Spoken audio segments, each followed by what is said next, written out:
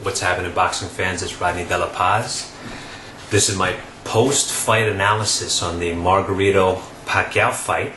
First off, I want to congratulate Manny Pacquiao and his camp for such an awesome win. Manny has shown the highest level of boxing and issued the biggest whooping, in my eyes, in a long time. Please, if you can think of another whooping like this, give me a post or something and remind me, because seriously, this one erases everything.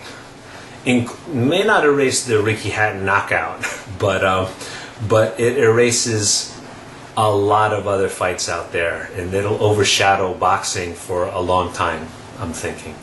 But anyway, as I usually deliver in my videos, I wanted to talk about the technical aspect on what really happened in the ring, other than just a good old-fashioned whooping for 12 rounds. Okay, so let's talk about Antonio Margarito and his strategy going in, or his lack of a strategy.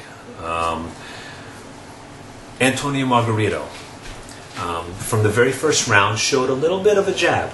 Okay, he connected a couple times, right? And even Emmanuel Stewart noticed that, hey, you know what? If Antonio Margarito keeps snapping this jab, Manny Pacquiao was going to have a little bit of a problem. But as I predicted, respectfully to Emmanuel Stewart, I knew, based on what I saw of Antonio Margarito, his jab will just become a mechanical, robotic, impulsive, and lazy jab, overcommitting. Okay, this actually happened at the end of the first round. He kind of ran out of steam. Like, a real effective jab has to be thrown. It has to be snapped. Okay, it can't just be left out like this and just kind of hang out there. Okay. That might be an exaggeration, okay, but Margarito showed this kind of like very overcommitted jab. Real effectively should be like boom and then right back up, okay, right back up to defend. Because if you don't do that, then you're leaving yourself vulnerable for counters, attacks to the body, if you kind of leave it out there. All right? So again, Margarito didn't show this kind of jab. He didn't have that snap and back to, snap and then come back to defend. He didn't do that. Just kind of left himself out there. Like I said, Pacquiao was going to do was he was going to punish that. Okay? For those of you who didn't believe me, now you know what happened. Okay? So, another thing that Margarito didn't do was that he didn't mimic the distance or control the true distance from Manny Pacquiao. As Manny Pacquiao was coming in and issuing, his 6 to 8 punch combinations, Margarito wasn't effective enough to jump back and cover, because he doesn't do that. What Antonio Margarito does, he comes in, he gets hit, he just tries to sit there and just light it up. Because you know what? Antonio Margarito is renowned as one of the biggest welterweights, out there. And he had the luxury of just absorbing all the punishment until it was over. But what other fighter out there can throw 6 punch combinations for 12 rounds? Hello? That was the thing. Margarito has enjoyed his entire career being able to weather any fighter's storm. And I do have to mention this. The fight against Clottey, a lot of people thought was fixed. A lot of people thought that, hey, you know what? Clottey doesn't fight that like that normally. This was fixed, You know what the deal is? I'll tell you. Manny Pacquiao threw over 1,200 punches that night. Manny Pacquiao threw over 1,000 punches against Margarito. The reason why Claudio didn't want to punch, because he would have ended up like Margarito. When does he have time to actually give, some sort of an offense when he's so busy trying to defend himself? We all knew that Claudio covered up. We all knew that Claudio did his peekaboo defense. We knew that. But he doesn't really counter. He doesn't go in. He doesn't really try to exchange anyway. So there's no question why Claudio just kind of covered up, because he had no opportunity. Plus, he doesn't have the creativity to create opportunities. At least Margarito had the balls enough to try to open up an exchange, because that's just the way he was. He's a brawler at heart as well. So of course he opened up, but guess what? He wasn't able to weather the storm. He was faced with 6 punch combinations, 4 to 6 punch combinations the whole night.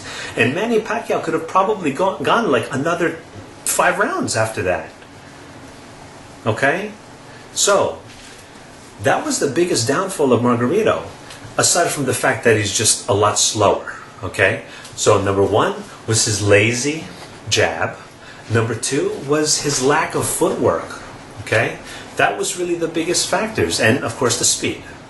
So, let's just talk about Manny Pacquiao now. So, on several different levels. Okay?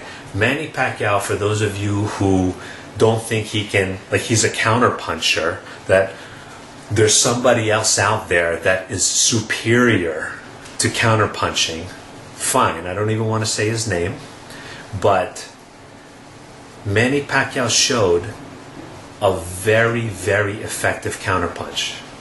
Okay? He showed this counter punching ability against Margarito by punishing his lazy jab. So what he did, he would slip it and throw his right hook, or slip it this way and throw his right hook. He started doing that from the very beginning. Or he'd kind of bounce around like this, move his head, lure him in. As soon as he threw some sort of a lazy jab, he just either moved like this and hit with the right hook, or he'd move the other way and hit with a straight left. And he did this. He established this the whole night, from the very, very beginning of the fight, from round 1. He showed this. Again, a lot of people think that he's just throwing a punch, but look on slow motion, and you'll see that simultaneously, Manny Pacquiao will slip a jab and throw a straight left, or he'll slip a jab and go right hook. And statistically, Manny Pacquiao connected with a right hook. The most of his connections was his counter right. Okay? So, can he counter punch? The answer is yes. Okay? Does he have counter punching ability? Yes. Does he have a right hook? Yes. Okay, if he threw it the most in a night where he threw over 1,000 punches and that was his bread and butter, guess what? He has a right hook. All right, let's think about that, folks. Okay, so another thing he did was he established his body shots very early, from the first round. He would double up on a jab and boom. Okay, double up on the jab, boom, straight left, right to the body. And if you watch the 4th round, minute and 17 seconds, you will see the biggest body shot that Margarito probably has ever taken, because that body shot set up, the rest of the night. And in my eyes, the fight was over after that point, because he slowed down considerably at that point, and it was really over for him. They should have really threw the towel in, the 6th round, because he was just getting annihilated. The only reason why I don't think the towel went in, or the stoppage, was because Margarito never went up against the ropes.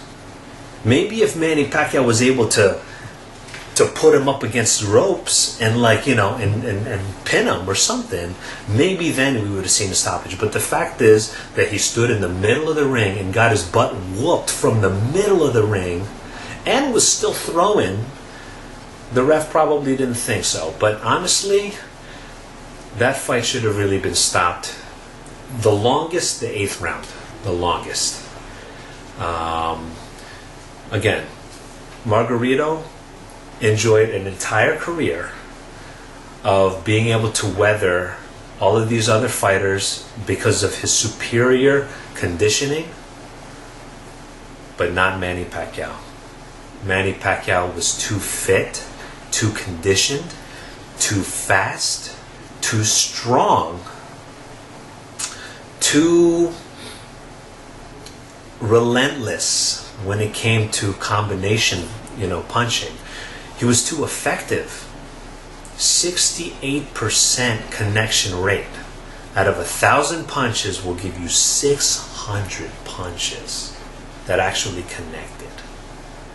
That's something to really chew on, everybody. Just think of that.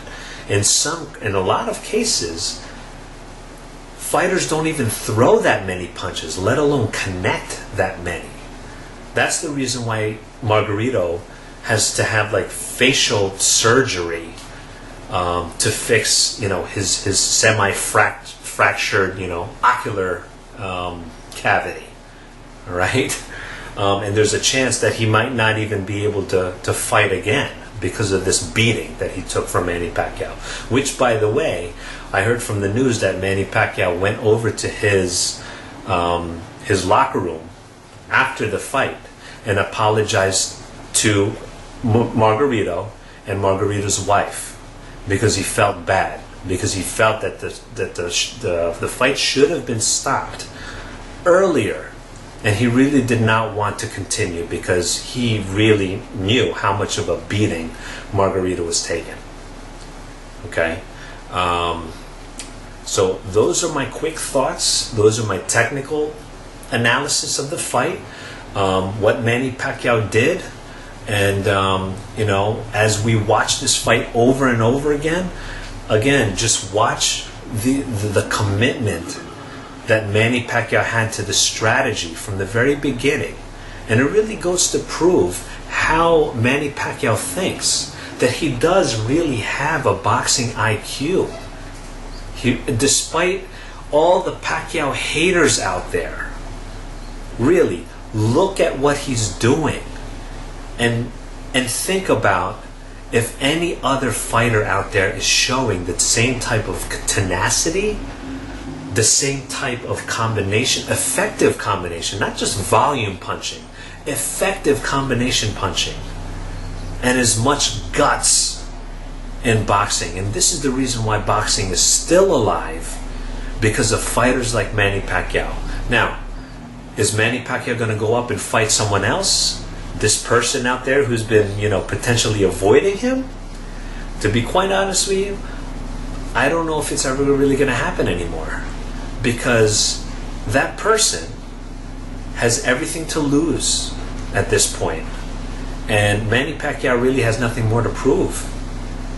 Okay, so that is another thought for another video, for something. But this video, I just wanted to talk about all those things. All right, so hope you enjoyed it. Please give me some feedback, and I'll talk to you soon.